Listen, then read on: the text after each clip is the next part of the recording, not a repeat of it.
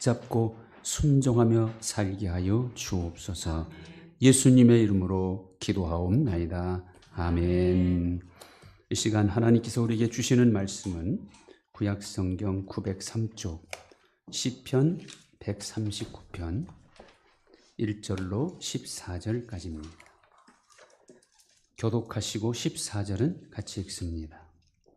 여호와여, 주께서 나를 살펴보셨으므로 나를 아시나이다.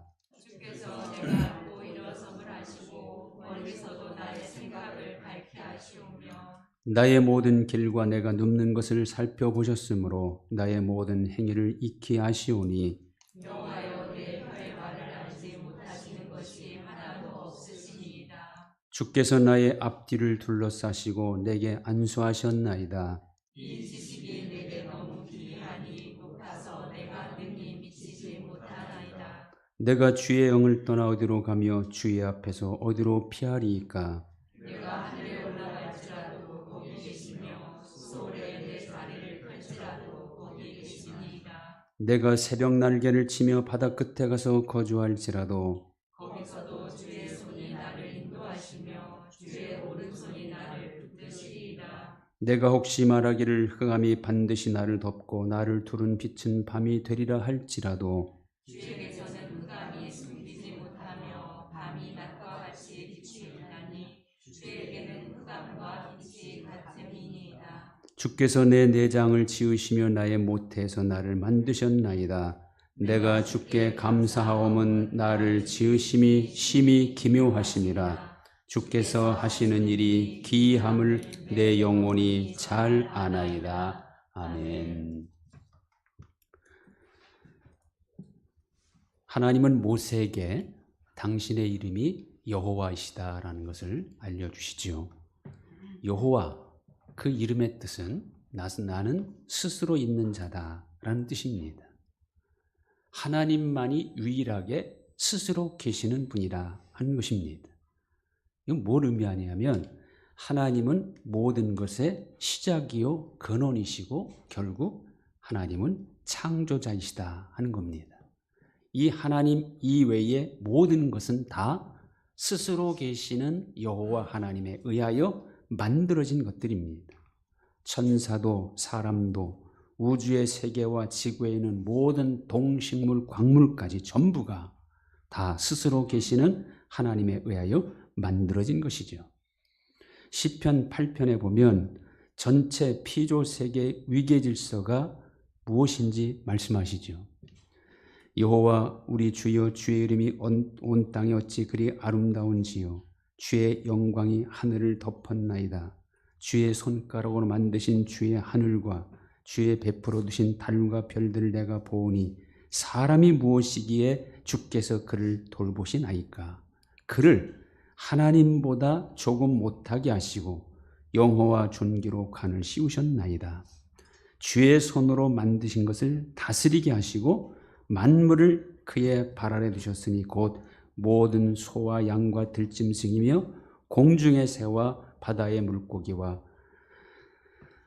바닷길에 다니는 것이니이다. 자, 이 말씀에 의하면요, 모든 피조 세계는 하나님이 손으로 만드신 것인데 사람으로 하여금 하나님이 손으로 만드신 피조 세계를 다스리게 하셨다는 겁니다.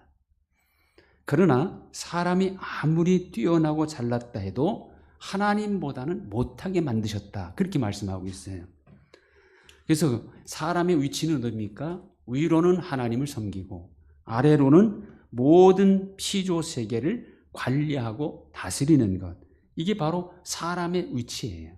근데 문제는 사람이 이 위치를 지키지 않는데 문제가 있는 겁니다. 섬겨야 할 하나님은 섬기지 않고 다스리고 관리해야 할 피조물들을 오히려 섬기는 것, 하나님을 피조물보다도 못한 존재로 만들어버리는 것, 이게 문제라는 거죠. 믿음은 관계를 확실히 하고 사는 데서 시작됩니다. 좋은 믿음은 좋은 관계를 맺고 사는 것이죠. 하나님과의 관계, 사람과의 관계, 피조물과의 관계, 이 관계를 우리는 잘 설정하고 좋은 관계를 맺고 살아야 합니다. 이 관계가 잘못되는 데서 모든 문제가 생기는 것입니다. 섬겨할 자리에 하나님을 끌어내리고 다른 어떤 인간, 다른 어떤 사상, 다른 물질 그거 두는 것이 우상숭배고 그것이 바로 하나님을 멸시하는 가장 큰 죄입니다. 우리 하나님은요, 어떤 경우에나 우리의 경외를 받으셔야 할 뿐입니다. 하나님도 경외를 가장 기뻐하시죠. 그래서 우리가 하나님을 경외하면 가장 좋은 것으로 갚아주신다고 성경은 말씀합니다. 잠언 22장 4절 겸손과 여호와를 경외함의 보상은 재물과 영광과 생명이니라. 잠언 19장 23절 여호와를 경외하는 것은 사람으로 생명에 이르게 하는 것이라 경외하는 자는 족하게 지내고 재앙을 당하지 아니하느니라. 시편 103편 하늘이 땅에서 높음같이 그를 경외하는 자에게 그의 인자하심이 크심이로다. 너희 성도들아 여호와를 경외하라. 그를 경외하는 자에게는 부족함이 없도다. 젊은 사자는 공피파에 줄일지라도 여호와를 찾는 모든 자는 좋은 것에 부족함이 없으리로다. 지금 여러분이 하나님을 경외하고 있다면요, 그 자체가 복이 있는 겁니다. 왜냐하면 복의 근원이신 하나님께서 가장 기뻐하시고 좋은 것으로 채워주실 뿐 아니라 모든 것을 책임져 주시기 때문이죠. 그래서 우리 인간이 이 땅을 사는 동안 가장 수지 맞는 일이 있다면 이 하나님을 경외하는 일입니다. 하나님을 경외하는 일은 절대로 헛되지 않습니다. 하나님을 경외하는 일은 반드시 약속을 지키시는 하나님께서 가장 좋은 것으로 갚아주시되 영원한 것으로 갚아주십니다. 그러므로 하나님을 가까이 할수록 내게 복이 되고 하나님과 친밀할수록 내게 유익이 되는 겁니다. 그래서 다윗은 어떻게 합니까? 시편 16편에서 이렇게 고백하죠. 하나님이여 나를 지켜주소서. 내가 주께 피하나이다. 내가 여호와께 아뢰되 주는 나의 주님이시오니 주 밖에는 나의 복이 없다 하였나이다. 내가 여호와를 항상 내 앞에 모시며 그가 나의 오른쪽에 계심으로 내가 흔들리지 아니하리로다. 이러므로 나의 마음이 기쁘고 나의 영도 즐거워하며 내 육체도 안전히 살리니 이는 주께서 내 영혼을 수월에 버리지 아니하시며 주의 거룩한 자를 멸망시키지 않을 것임이니이다. 주께서 생명의 길을 내게 보이시리니 주의 앞에는 충만한 기쁨이 있고 주의 오른쪽에는 영원한 즐거움이 있나이다. 하나님이 가장 기쁘고 즐겁게 해주시는 그런 분이기 때문에 다윗은 이 하나님을 항상 자기 앞에 모시고 살았다는 겁니다. 그러니 마음이 항상 기뻤고 영원한 즐거움을 누리며 살 수 있었다는 것이지요.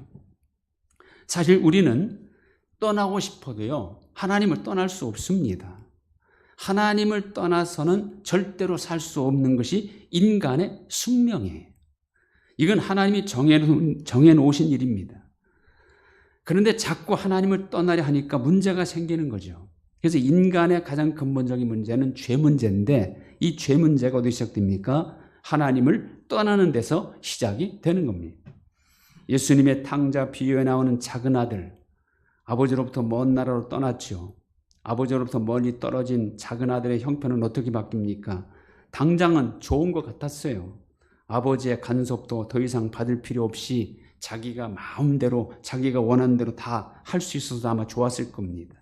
그런데 자기가 하고 싶은 대로 한 결과는 뭡니까? 결과가 좋아야 진짜 좋은 건데 이 작은 아들의 결과는요, 허랑방탕하고 다 허비하여 돼지가 먹는 쥐엄 열매조차 먹을 수 없는 비참함, 가난함, 멸시, 천대 받음, 이 그의 결과예요. 그야말로 남은 것이라고는 하나도 없습니다. 아들이라는 자격도 스스로 상실했고 있는 자산 다 허비했고 또 그만큼 시간도 낭비했습니다. 이 작은 아들의 모습은 하나님을 떠나 사는 모든 인간들의 형편을 그대로 보여주는 거울입니다. 하나님을 떠나 사는 시간은 헛된 시간, 하나님을 떠난 삶은 허랑방탕, 하나님을 떠나 사는 모든 수고, 모든 일은 아무것도 남지 않는 낭비일 뿐이라는 겁니다. 다 잃고 아무것도 없게 되었을 때 이 탕자는 비로소 아버지 집이 얼마나 좋은지, 아버지와 함께 사는 것이 얼마나 풍족한 삶인지를 그때서 깨닫습니다. 그나마 이제라도 깨달았으니 천만다행이지요.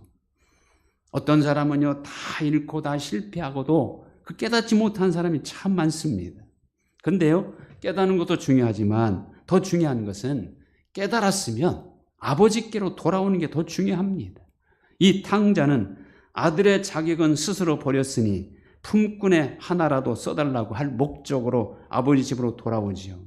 그러나 아버지는 집과 거리가 먼 곳까지 달려나와 아들의 입을 맞추고 목을 끌어안습니다. 제일 좋은 옷을 내다 입히고 손가락에 가락지를 끼워주고 발에 신을 신겨줍니다. 그리고 살찐 송아지를 잡아 잔치를 베풉니다. 그리고 그는 이렇게 고백하죠. 내 아들이 죽었다가 다시 살아났으며 내가 잃었다가 다시 얻었으니 즐거워하자. 이 아버지가 바로 우리 하나님입니다. 죄로 인하여 이미 하나님의 자녀의 자격을 상실한 죄인들이지만 회개하고 돌아오기만 하면 다시 자녀로 받아주시고 자녀의 권세를 주시는 그런 아버지. 이렇게 좋은 아버지를 멀리할 이유가 있고 이런 아버지를 두고 내 마음대로 살 필요가 있습니까? 하나님을 얼마나 철저히 나의 아버지로 믿고 섬기는가, 그것이 믿음의 분량입니다. 그렇게 할수록 하나님도 철저히 나의 도움이 되어주시고 방패가 되어주시는 분입니다. 성경에 의하면 다윗의 믿음은요, 하나님 마음에 합한 믿음이었어요. 그리고 다윗은 철저히 하나님의 도움과 보호를 받은 사람입니다. 수많은 고난과 위험 속에서 전적인 하나님의 돌보심을 받은 사람이 다윗입니다. 그는 하나님께로부터 어떤 보호를 받았나 이렇게 표현하죠. 암탉이 자기 새끼를 날개 아래 모음같이 나는 하나님의 보호 아래 살았다. 자기 눈동자 지켜주시는 하나님의 보호를 받았다. 이렇게 고백합니다. 부족함이 없게 하시는 선한 목자 되신 하나님의 인도하심을 많이 받았고 하나님을 향하여 믿는 대로 역사해 주시는 하나님이기 때문에 내가 하나님을 어떤 분으로 믿고 사는가에 따라 다 되게 하시는 분이에요. 다윗은 바로 하나님께 그런 사랑, 그런 보호, 그런 도움을 받을 만큼 하나님을 전적으로 믿고 의지했던 겁니다. 오늘 그 말씀 시편 139편이 하나님을 향한 다윗의 신앙이 어떤 것인지를 잘 보여주죠. 오늘 시편에서 다윗 자신은 하나님 관계에서 자신을 어떻게 표현합니까? 여기 보면 내가 이런 말을 합니다. 하나님은 철저히 내 하나님이다. 1절 보시면 나를 살펴보셨으므로 나를 아시나이다. 2절 내가 앉고 일어섬을 아시고 멀리서도 나의 생각을 밝히 아시오며 3절은 나의 모든 길과 내가 눕는 것을 살펴보셨으므로 나의 모든 행위 익히 아시오니 4절 내 혀의 말을 알지 못하시는 것이 하나도 없으시니이다. 5절 주께서 나의 앞뒤를 둘러싸시고 내게 안수하셨나이다. 7절 내가 주의 영을 떠나 어디로 가며 8절 내가 하늘에 올라갈지라도 거기 계시며 수월에 내 자리를 펼지라도 거기 계시니이다. 9절 내가 새벽 날개를 치며 바다 끝에 가서 거주할지라도 10절 거기서도 주의 손이 나를 인도하시며 주의 오른손이 나를 붙드시리이다. 또 13절 주께서 내 내장을 지으시며 나의 모태에서 나를 만드셨나이다. 이거 보세요. 계속해서 다윗에게 있어 하나님은 나의 하나님이에요. 내 하나님. 나를 아시고 나를 도우시고 나를 붙드시고 나를 둘러싸시고 다윗에게 있어 하나님은 철저히 나의 하나님입니다. 직접 나를 살펴보시고 나를 아시고 나를 인도하시고 나를 지으시고 나를 조직하신 분, 하나님을 저 멀리 높은 보좌에 앉혀놓고 섬긴 그런 하나님이 아니에요. 철저히 자기 삶의 모든 순간순간까지 아시고 도우시고 함께 하시는 하나님으로 인정하고 살았던 겁니다. 이 하나님은 지금은 누구의 하나님입니까? 하나님은 아버지시고 우리는 그분의 친자녀가 아닙니까? 그렇다면 다윗과 함께 하신 그 하나님은 지금은 바로 우리 하나님, 나의 하나님입니다. 그 하나님은 지금도 우리 한 사람 한 사람을 향하여 똑같은 하나님으로 역사하시는 것입니다. 그럼 지금 우리 하나님은 어떤 하나님이고 오늘 다윗이 고백하는 하나님, 그 하나님 나의 하나님이잖아요. 첫째는 살펴보시는 분이에요. 그것도 집중해서 살펴보신다고 그러죠. 누구를요? 나를. 하나님의 자녀인 나를 집중해서 살펴보시고 계시는 분이 하나님이에요. 여기 살펴보신다. 옛날 개역 성경은 감찰하신다 이렇게 표현했는데 이 뜻은요. 물과 금을 찾기 위하여 땅을 파거나 뚫을 때 사용하는 단어입니다. 이것은 그만큼 하나님께서 우리를 자세하고 정확하게 살피신다는 그런 뜻입니다. 이렇게 살펴보시니까 하나님은 나에 대해서 제일 잘 아시는 거죠. 내가 앉고 일어서는 것, 내 길과 눕는 것, 이 표현은 내 전체 삶을 의미하는 표현입니다. 하나님은 나의 일부분만 아시는 게 아니라는 거죠. 나에 대해서 모르는 것 하나 없이 전체를 다 살펴보시고 그렇기에 나에 대해서 모르는 것이 하나도 없으신 분이라는 겁니다. 이 하나님께는 결코 속일 수도 없고 감출 수도 없습니다. 그러므로 이런 하나님 앞에 사는 사람은 언제나 겸손할 수밖에 없고 정직하지 않을 수가 없는 것이죠. 우리는 그걸 알아야 합니다. 우리의 매 순간순간은 하나님 얼굴 앞에 있고 단 한순간도 우리는 혼자일 수가 없다는 거예요. 왜냐하면 하나님이 항상 나를 살펴보기 위하여 함께 하시기 때문이지요. 내가 하나님을 인정하든 말든 상관없이 하나님은 나를 살피시고 내가 하나님과 함께 하든 말든 상관없이 하나님은 항상 나와 함께 하십니다. 이 하나님의 낯은 피할 수 없습니다. 피할 수 없다면 기왕이면 그 하나님과 함께 기쁨으로 동행하며 살아야지 않겠습니까? 두 번째로 이 하나님은 안 계신 곳이 없는 분이라는 거죠. 결코 하나님을 떠나서 살 수 있는 것은 한 곳도 없습니다. 여기 보면 나의 앞뒤를 둘러싸시는 분이다. 이 표현은 좌우 어느 곳에도 다 존재하신 분 뿐만 아니라 하늘에도 계시고 스올에도 계시고 새벽 날개를 치며 바다 끝에 가서 갈지라도 거기서도 나를 인도하시고 나를 붙드시는 바다 끝은 곧 지구 끝을 말합니다. 새벽 날개를 치며라는 말은 가장 빠른 빗줄기를 타고 신속히 가는 것을 의미합니다. 자, 그러니까 가장 빠른 빛의 속도로 순식간에 저 지구 끝에 가더라도 하나님은 거기에도 여전히 계신다는 거예요. 하나님 앞으로부터 피할 수 있는 것은 어디에도 없다는 거죠. 이런 하나님이시기에 우리는 어디에서나 하나님의 도움을 받을 수 있고 이런 하나님이시기에 어디서라도 하나님을 찾을 수 있고 하나님을 믿을 수가 있는 겁니다. 하나님이 장소의 제한을 받는 시시한 분이라면 어떻게 믿을 수 있겠습니까? 이런 하나님이시기에 하나님은 크신 분이고 어디서나 누구나 의지할 수 있는 분이라는 거죠. 그리고 이 하나님은 우리를 친히 지으신 분이에요. 조직하신 분. 이 조직, 짓다라는 말은요, 영어로 니트라는, 니트 아시잖아요. 어떤 건지. 이것은 우리 한 사람 한 사람을 실로 천을 짜듯이 친히 신중하게 만드셨다는 거예요. 그만큼 우리 한 사람 한 사람을 귀히 여기신다는 겁니다. 우리는 세상에 단 하나밖에 없는 하나님의 작품입니다. 당신의 손으로 친히 짜서 만드신 작품. 심히 기묘한 작품이라고 성경은 말씀하죠. 여기 기묘하냐는 뜻은 무슨 뜻이냐면요. 히브리어로 말하면 노라우트 니플레이트 이렇게 말하는데 이건 뭐냐면 두려움, 경외심을 낳게 하기에 적합한 경이로운 것들 그리고 구별되다 분이다. 이거 합해보면요. 경이로워서 다른 것과 경이로움에 구별된다는 거예요. 다시 말하면 하나님이 피조한 다른 모든 피조물과 비교할 때 인간은 너무 기이하고 놀라운 것이어서 다른 피조물과는 분명히 구별되는 그런 작품이다. 이런 뜻입니다. 누가 그렇습니까? 내가 그렇다는 거예요.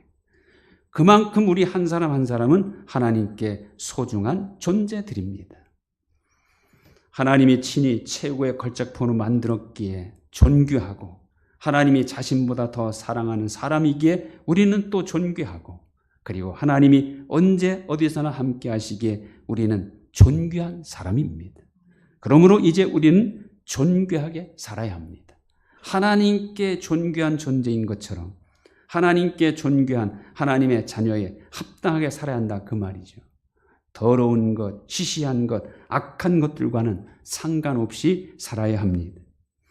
나의 모든 순간까지 살펴보시는 하나님, 어디에나 계셔서 나와 함께 하시는 하나님, 세상 그 누구보다도 나를 가장 존귀 여기시는 하나님의 자녀로서 거룩한 성도로서 부족하면 여러분이 되시길 축원합니다. 그러면 반드시 하나님이 책임지시고 복되게 하시고 번성케 하십니다. 하나님이 최고의 사랑과 은혜로 채워주십니다. 이런 하나님의 은혜와 사랑을 확실한 나의 것으로 만드는 가장 존귀한 사람으로 살아가시기를 주님의 이름으로 축원드립니다. 하나님 감사합니다. 하나님은 분명 살아계시고 모든 것을 살펴보시고 무엇보다 나를 존귀 여기시고 나를 사랑하시는 하나님임을 다시 한번 깨닫습니다.